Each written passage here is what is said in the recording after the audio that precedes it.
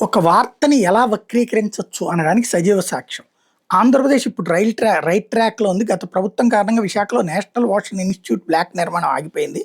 Double engine సర్కార్ వచ్చిన 6 నెలల్లో పూర్తయింది. ఇది మంత్రి గారు మాట్లాడారు లోక్‌సభ ప్రశ్నోత్తరాల సందర్భంలో అన్నది. ఇదేంటంటే ఎస్‌టిఐ హబ్స్ అన్నటువంటి ఏర్పాటు విషయంలో ఆంధ్రప్రదేశ్ ముందుంది. లాస్ట్ వీక్ అమరావతిలో దేశంలోనే తొలి క్వాంటం కేంద్రానికి శంకుస్థాపన జరిగింది. దానికి వారం ముందు విశాఖపట్నంలో నేషనల్ ఓషన్ ఇన్‌స్టిట్యూట్ బ్లాక్ ప్రారంభమైంది. నరేంద్ర మోడీ నేతృత్వంలో శాస్త్ర సాంకేతిక రంగాలకు ఊతమిస్తున్నాం. ఏపీలో డబుల్ ఇంజిన్ సర్కార్ రాకముందు ఆ ప్రాజెక్ట్ నెమ్మదించింది. నేషనల్ ఓషన్ ఇన్‌స్టిట్యూట్ బ్లాక్ ఏర్పాటుకు 2 దశాబ్దాల క్రితం పునాది పడింది. అసలు లెక్క చూడండి ఇక్కడ. 2005 అంటే ఎవరు?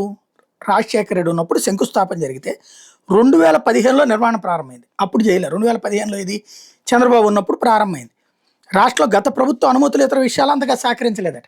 అంటే రాజశేఖర రెడ్డి టైంలో శంకుస్థాపన జరిగింది. చంద్రబాబు టైంలో మళ్ళీ శంకుస్థాపన జరిగింది. ప్రారంభం అప్పుడు 15లో ప్రారంభం అయితే 19కి అయిపోవాలి కదా, 4 ఏళ్ళు. మరి జగన్ టైంలో 19 నుంచి 24 దాకా అవ్వలేదు. ఇప్పుడు అది పూర్తయింది. మరి ఎవరు మోసం చేస్తున్నట్టు ఇక్కడ? అంటే 2014 నుంచి 19లో అవ్వలేదు.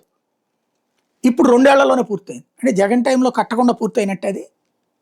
ఇలాంటి తప్పుడు వార్తలు, తప్పుడు సమాచారాలు ఎలాగైనా సరే తీసుకెళ్ళొచ్చు అన్నమాట జనానికి.